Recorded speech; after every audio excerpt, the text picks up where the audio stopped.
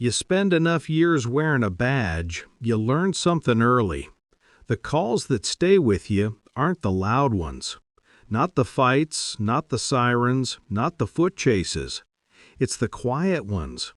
The ones where nothing technically happens, but something still feels wrong. I'm 63 now, retired, sitting at my kitchen table most nights with a cup of cheap coffee and a knee that clicks every time the weather changes. The house is quiet, too quiet sometimes, and every once in a while a memory crawls back in like a draft under the door. This one started with a call near a school, and it still sticks with me more than it probably should. Back then it was 2007, maybe early 2008. I was working evening patrol in a suburb outside the city. Quiet place, the kind where your biggest call of the week might be a neighbor complaining about someone's dog barking too long. I was driving a Crown Vic that had seen better days.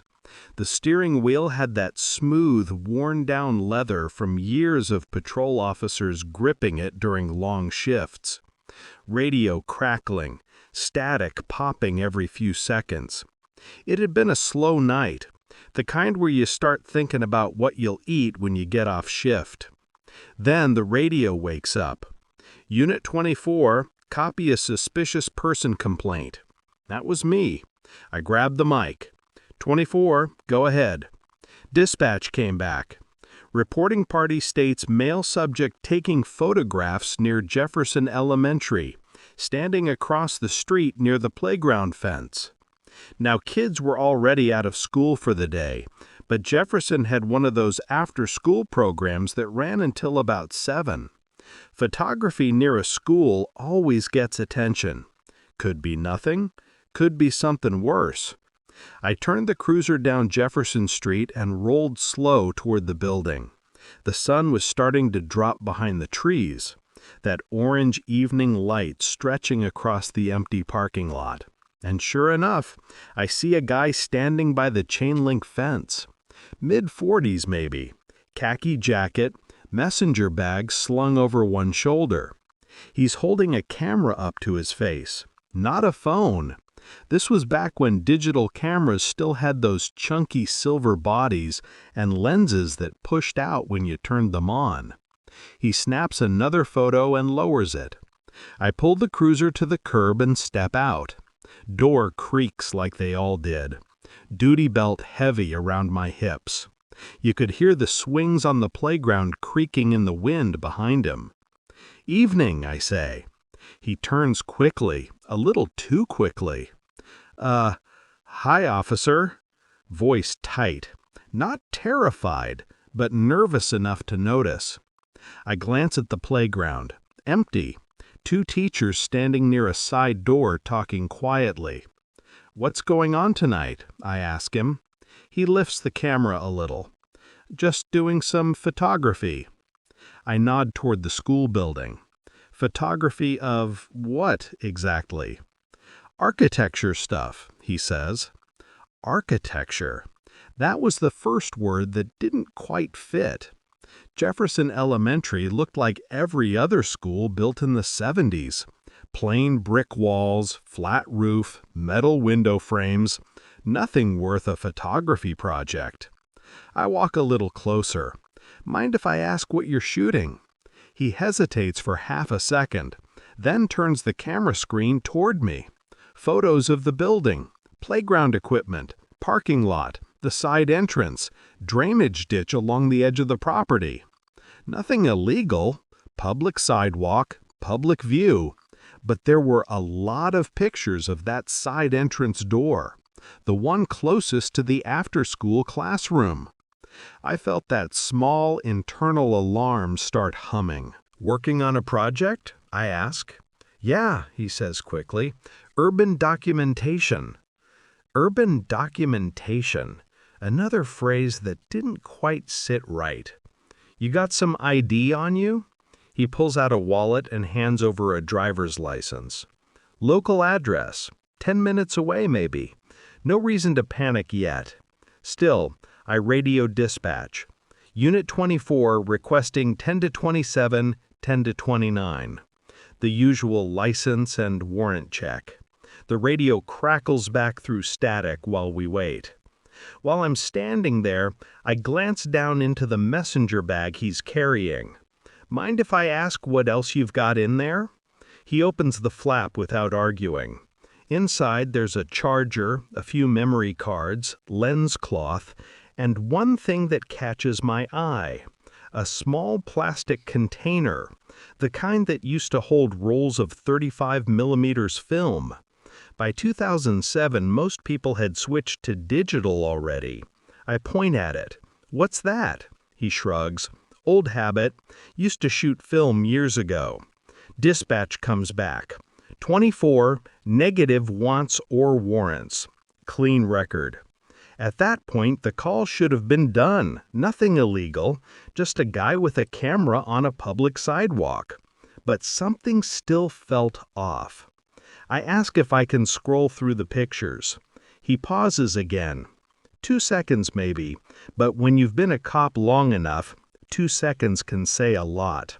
Finally, he hands the camera over. I start flipping through the images. First few are normal. School building, playground, parking lot. Then I see something strange. Close-up shots of the side door handle, the keypad locked next to it, and one photo where the door is slightly open. I look up at him. "Door unlocked?" He shakes his head quickly. No, that was earlier today." "Earlier today?" That makes me stop scrolling. "You were here earlier?" He nods. "Around noon, maybe." Noon meant school was still in session. Right about then, one of the teachers walks over toward us from the building. Middle-aged woman holding a clipboard. She looks at me first. Then she sees the man. Her expression changes immediately. "Hey," she says slowly, "you're back." The guy stiffens. I look between them. "You two know each other?" She shakes her head. "No, but he was here earlier today taking pictures too." I turn back to him. "You didn't mention that." He rubs the back of his neck. "Didn't think it mattered." The teacher steps a little closer. "Officer, he asked some weird questions earlier." Now my attention sharpens. "What kind of questions?" She glances at the man before answering. "He asked how late the after-school program runs, which door the kids use when parents pick them up." The air around us suddenly feels heavier. I look at the guy again. "Is that accurate?" He nods slowly. "Yeah."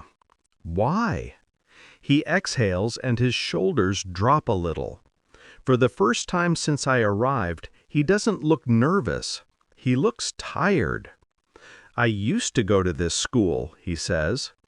That wasn't the answer I expected. The teacher looks surprised. "You did?" He points at the brick wall.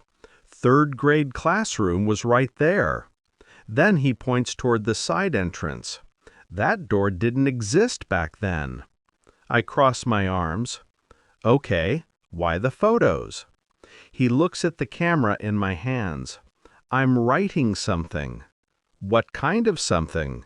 He hesitates again, then says it quietly. "A report." "For who?" He answers even quieter. "My therapist." The teacher and I exchange a look. He keeps talking before we can respond. "I had some problems here when I was a kid, back in the early 90s. His voice goes flat, controlled. "A teacher got arrested later. Not for what he did to me, though." The swings creak behind us in the wind. The teacher beside me goes pale. The man gestures toward the building. "I started therapy last year. My therapist told me to come back and document the place." He taps the camera lightly. "Exposure therapy." Nobody speaks for a moment. Then I remember something. "You asked about the kid's schedule." He nods. "Yeah." "Why?" He takes a slow breath. Because I wanted to make sure I came when they were gone. I remind him he came at noon earlier. He nods again. I panicked. Couldn't do it. So I left. Then I came back tonight. I scroll through the camera again and notice something I missed earlier. A photo inside the drainage ditch behind the playground. Graffiti on the concrete wall. Old faded letters. He notices what I'm looking at. That's where he used to take kids during recess, he says quietly. The teacher covers her mouth. Suddenly, those photos don't look like surveillance anymore. They look like someone trying to prove something to himself. I hand the camera back.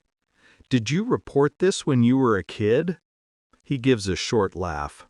I was 9. We stand there quietly for a moment. Finally, the teacher says she's worked there 15 years and never heard anything about that. The man just nods. Most people didn't. Then he adjusts the strap on his bag. I should probably go. Technically, I had no reason to stop him. Public sidewalk, no crime. Just a man with a camera and a bad memory. But I ask one more question. You planning to come back again? He thinks about it. Maybe once. Why? He looks at the building again. Same tired expression. Therapist says closure takes repetition. Then he walks down the sidewalk toward a parked sedan under a streetlight, camera hanging loosely from his wrist. The teacher and I watch him leave. After a minute, she asks me quietly if I think he was telling the truth. I lean against the cruiser and tell her the only honest answer I had. I don't know. Police work lives in that gray area more than people realize. Sometimes the suspicious guy really is a predator. Sometimes he's just a man trying to survive something nobody believed when it happened. We logged the call as checked okay and moved on to the next one. But about 3 weeks later, I drove past Jefferson Elementary again during evening patrol. Same hour, same orange sunset. And taped to the playground fence was a photograph. One of the pictures from that man's camera, the side entrance door. Under the photo, someone had written 4 words in black marker. I remember now. Thank you. No name, no explanation. The photo stayed there for about a week before rain peeled it off the fence. I never saw the guy again. But sometimes, late at night, sitting at this same kitchen table in 2026, I think about how close that moment was to going differently. Another officer might have pushed harder, detained him, maybe arrested him for something minor just to be safe. And maybe that man would have gone home believing the world still didn't believe him. People think police work is about catching bad guys. But after enough years, you realize the job is mostly about standing in front of broken people and trying to figure out which kind they are. And the truth is, sometimes you only get one chance to guess right.